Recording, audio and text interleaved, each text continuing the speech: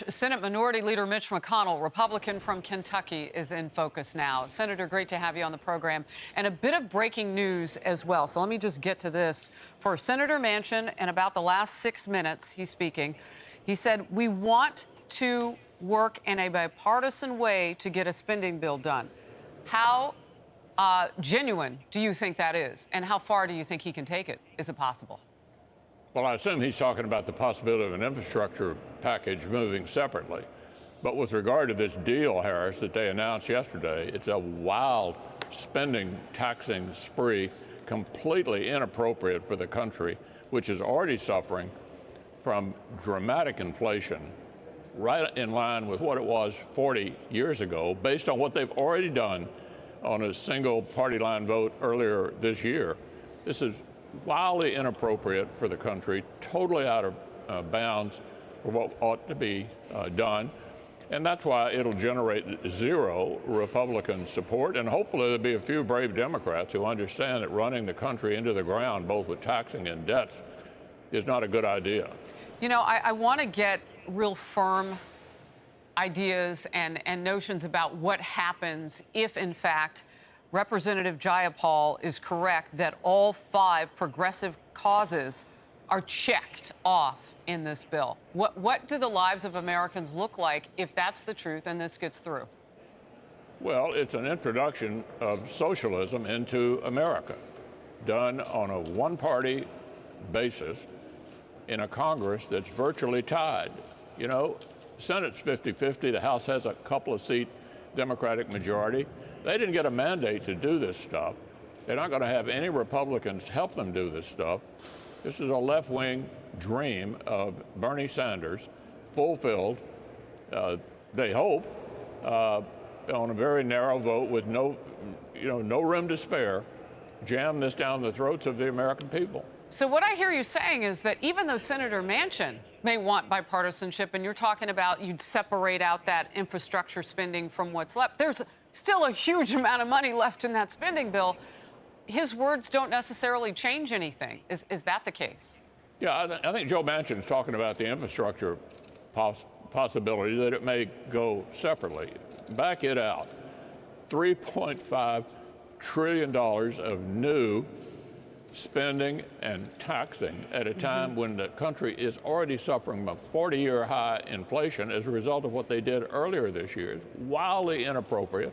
There won't be any Republican support for it, and hopefully some brave Democrats will stand up and say, I'm just simply not going to do this to the country. Real quickly, Senator, how does it work?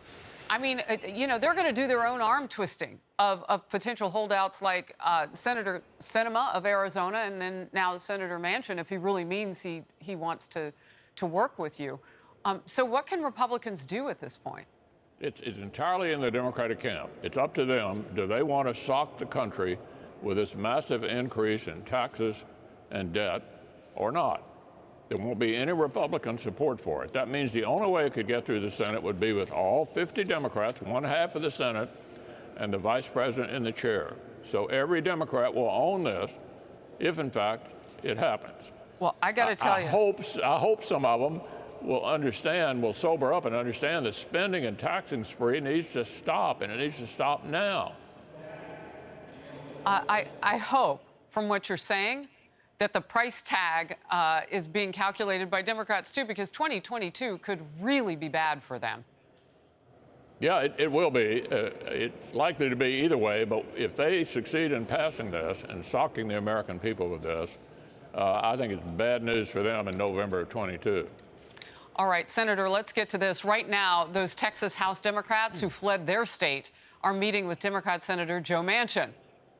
Ironically, they're pushing Manchin to blow up the filibuster in D.C., but they used a loophole to jump ship in order to block a vote back home. The crew is skirting their duties after leaving Texas on a private jet, actually a couple of them, on Monday. Now Texas's House Speaker is demanding that they return their $221 a day in-session stipend that they're getting, in addition to their salary, despite not being at home working for the people of Texas. And lawmakers themselves cannot stop touting their so-called sacrifice, Senator McConnell, which includes staying in pricey D.C. hotel rooms. Let's watch. None of my colleagues wanted to do this. My colleagues are leaving behind their kids. Some were leaving behind dying family members. There was a lot of crying among legislators who had to make this decision as they left their families. This was not our first option. This was the last resort, and one that we desperately tried to avoid by working with our Republican colleagues. All right, one more. The Vice President, Kamala Harris, for 3 straight days now, gushing over what they've done in Texas, the Democrats. Watch. They took bold, courageous action in line with the legacy of everyone from Frederick Douglass, who's over my right shoulder, when he fought for the right of black men to vote in America. Now we have in 2021, the Texas legislature, many of them, traveling to Washington, D.C. at great sacrifice. And I know what you have done comes with great sacrifice. They are leaders who are marching in the path that so many others before did when they fought and many died for our right to vote. That word sacrifice. Senator. Doesn't sound like much of a sacrifice to me. They've been on a joyride on private planes with plenty of beer on board, and they're getting paid, presumably, even though they're not showing up for work. Sounds more like a joyride than a sacrifice to me. Look, I have read reports that you are having dinner tonight with President Biden and Angela Merkel of Germany, and I'm wondering what comes up. Like, what are the boundaries? Can you talk about what's happening in this country right now with that big push for a spending bill? I mean, how does it work, Senator? I have no idea. Apparently, it's a small dinner. I don't know who I'll be seated by or whether this subject will come up, but we greatly respect the tenure of the Chancellor Merkel and her career, and I assume this is something of a farewell to her as she leaves office later this year. You know, I do want to point out just one more step back to Texas and the kind of comparison. So you're conceding that if something doesn't change with a couple of Democrats, maybe more than a couple, that spending bill will go through without a single GOP vote in support. You guys aren't cutting and running. Yeah, look at Texas. The Democrats are like, see ya. Yeah. Well, we're showing up here. We'll all vote no, and we'll see whether 50 Democrats will all get in line for this spree of spending and taxing that's driving the cost of everything up in the country. It's bad for the country. Hopefully, Harris, there'll be 1 or 2 brave Democrats who say, really, I just can't do this. You know, with a couple of minutes that I have left, I do want to ask you about this. Employers are facing a crisis as they struggle to hire workers right now, and job openings have risen to more than 9.2 million in May, another record breaker.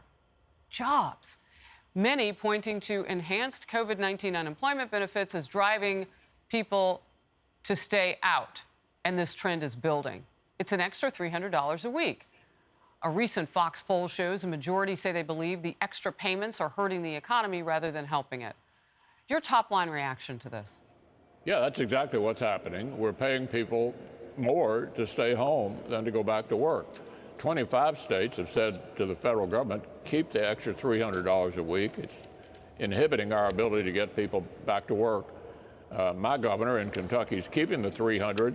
The governor of Indiana across the river is getting rid of it. People are showing up for work in Indiana. They're staying home in Kentucky. We know that paying people more to stay home will keep people at home. We need to get back to work, get the country back to normal. And by the way, Harris, that's based on what already the Democrats did earlier this year without any Republican votes. Mm-hmm. And now they want to do even more of this sort of thing. Fox News got Labor Secretary Marty Walsh's take on this issue today. Let's watch. I don't know if it's double. I don't know if it would be double what they normally paid, but I think workers deserve opportunities to earn more money as well. I think it's good for workers if it works in the economic situation. You know what I mean? Obviously, you don't want to see business go out of business. I'm not picking a side here. It's not all about one side. It's about creating an ecosystem that works for everyone. What is he talking about? I have no idea.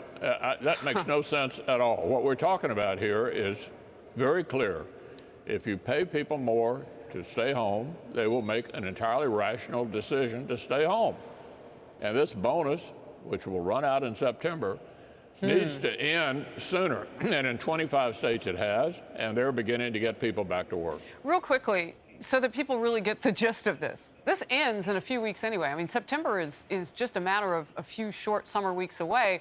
People are going to have to get back to work because that lifeline that they think exists there isn't going to be there. Is that what's happening?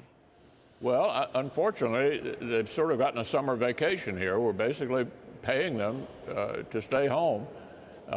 Fortunately, 25 states are going to begin to get people back to work sooner. It's a shame the other 25 seem not to be in the same place. What keeps you up at night over what's happening under a Biden administration? You've known this president for many, many, many years in the Senate. Look, I like the president personally. He was never a moderate, and this administration is in no way moderate. Bernie Sanders may have lost the nomination, but he won the war over what the program of the Democrats is going to be. This is socialism for America. It needs to be stopped. No Republicans will support it. Hopefully there will be one or two brave Democrats who will stop this from happening. Well, you say you're going to be there on that Senate floor to cast your vote. We'll cover every second of all of it. It's News for America. Good to see you, Senator. Thank you. Thank you, Harris.